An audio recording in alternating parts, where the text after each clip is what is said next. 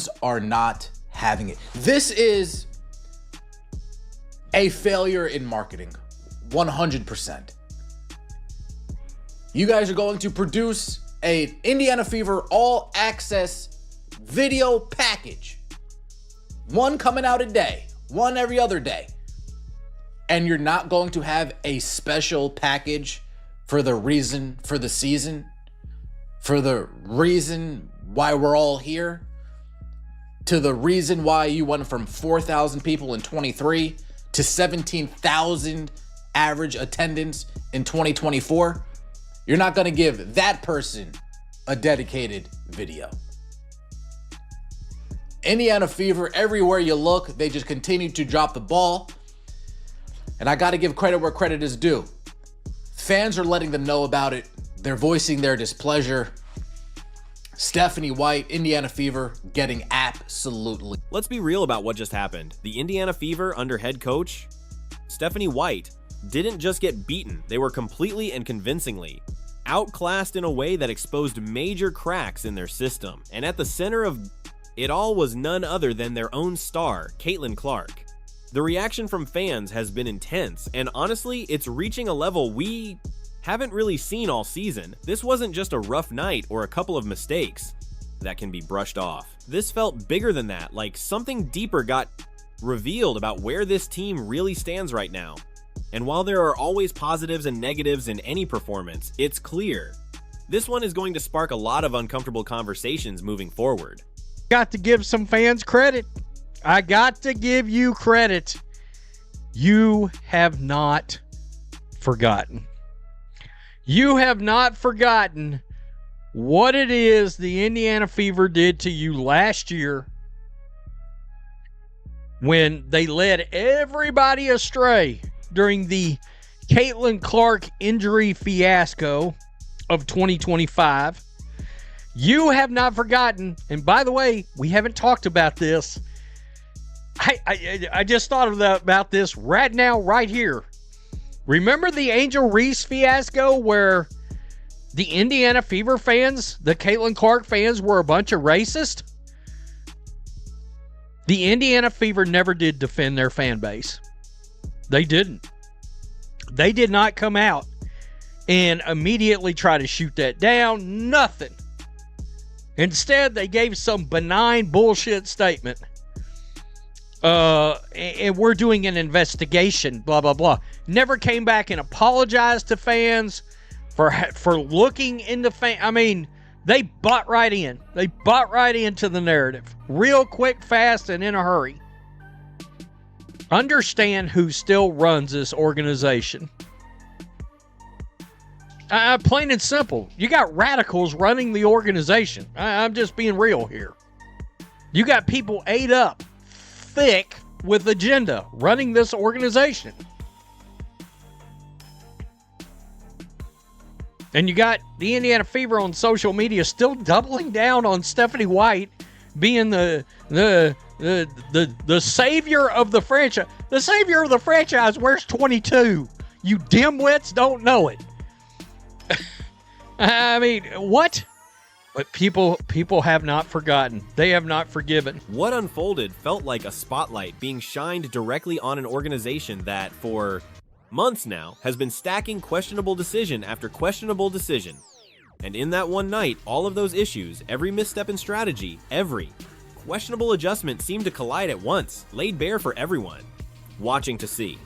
The criticism around this coaching staff and front office hasn't come out of nowhere.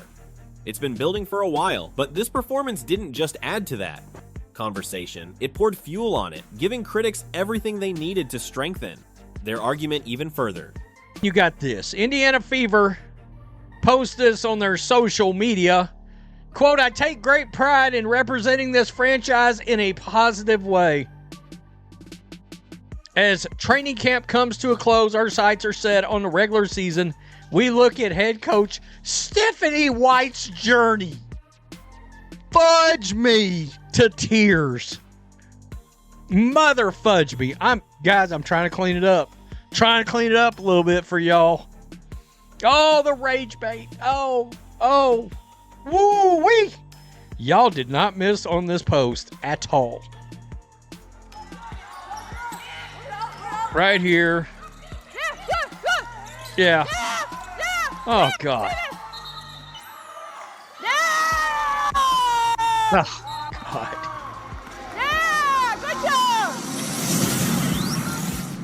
All right, we're stopping it right there. I can't do any more. The screams you hear are the screams of the former Vanderbilt program she lit on fire.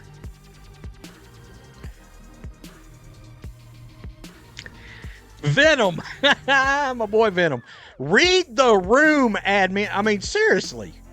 Just keep doubling down with this bullshit. My boy CDS, you're a bunch of idiots. My boy Carlos Garcia just couldn't even.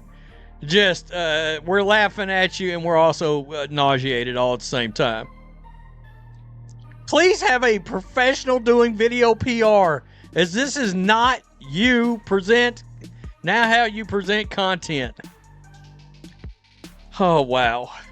They are really picking a head coach over their fans and stars. Lynn Dunn, mentored Sides and White. Shit, God, Christy Sides, I'm so sorry. I really am. Oh, the whole organization is a nepotism mess. We will see if White earns the title Star Killer this year. Wow. And what makes this moment feel so much heavier than an ordinary loss is the context behind it. This wasn't a case of getting caught off guard by a dominant championship level opponent where you can simply tip your hat and move on.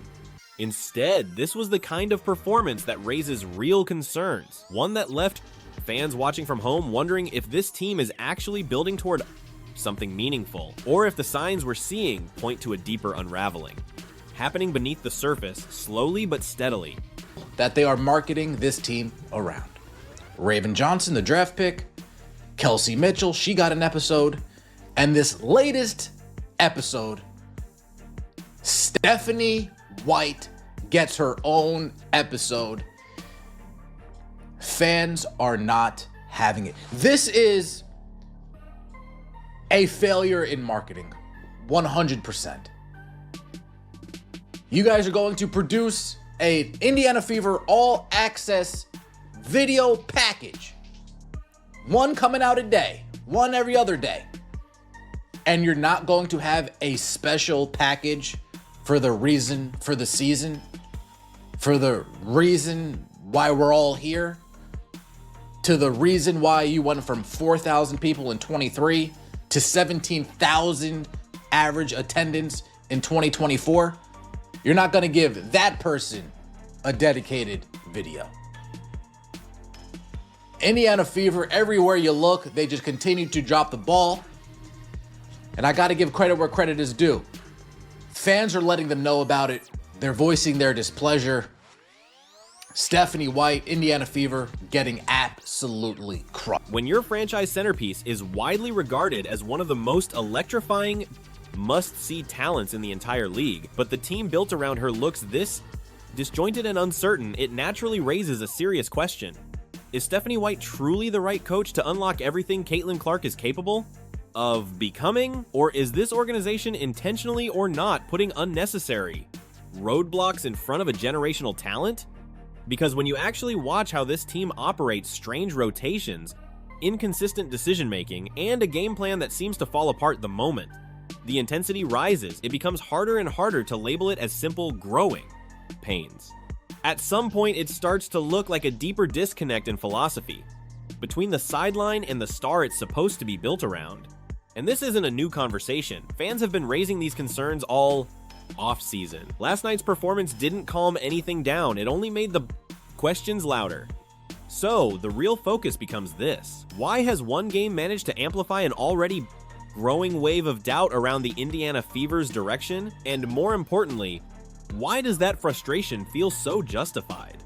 Because this isn't just about a single loss or a rough night, it goes far beyond the box score. This is about a fan base that has been paying close attention all season, tracking every decision, every adjustment, every move from both the coaching staff and the front office. These are the same fans who bought the tickets, filled the arenas, wore the jerseys, and invested emotionally in this team because they believe in what Caitlin Clark represents for the future of the sport. And for many of them, what they saw last night didn't match that level of belief or expectation. At a certain point, the Indiana Fever didn't just run out of answers on the floor. They also ran into the reality of a fan base that's out of patience with repeated inconsistencies. And credit has to be given to those fans. Through all the ups and downs, they've stayed engaged, vocal, and demanding of higher standards. That kind of loyalty doesn't come from nowhere. It comes from genuine investment and belief in where this team could go. Which brings up a difficult question that can't be ignored. What does it say about an organization when the people who support it the most, financially, emotionally, and passionately, often feel like they're the last to be considered in key decisions? Why does it increasingly feel like the Indiana Fever are operating with priorities that don't always align with the very fan base keeping the franchise relevant in the first place? And maybe the most uncomfortable question of all is the one nobody inside the room seems willing to say out loud. If a franchise repeatedly shows that it won't step in to defend its own supporters, if it stays silent while narratives form that cast its most loyal fans in a negative light, then what exactly is the real bond between this organization and the people? Filling those seats every night? Because the answer, whether the front office wants to admit it or not, is something the fan base has already started to figure out on its own. Trust isn't rebuilt through polished statements, corporate messaging, or carefully worded press releases. That's not how it works. Trust comes from action. It comes from accountability. It comes from those moments when an organization actually chooses to stand in front of its supporters and make it clear without hesitation that it has their back. The Indiana Fever have had chances like that, real opportunities to show alignment with their fan base. And time after time, they've chosen a different direction. Now they're dealing with the consequences of that pattern. A fan base that remembers everything, one that doesn't easily move on, and one that is now watching every move with a level of scrutiny that only exists when people feel repeatedly let down by something they once believed in deeply. And then, just when it seemed like tensions couldn't rise any further, the organization made a move that left many people stunned. At a moment when frustration online was already boiling over, when fans were highly vocal and closely analyzing everything the Fever's social media accounts posted celebratory content highlighting head coach Stephanie White. There was no acknowledgement of the concerns flooding the timeline, no sense of awareness about the current mood, no attempt to meet the moment. Instead, it came across as a fully polished promotional push, presenting the head coach in an entirely positive spotlight, disconnected from the reality fans were reacting to. And the response was immediate.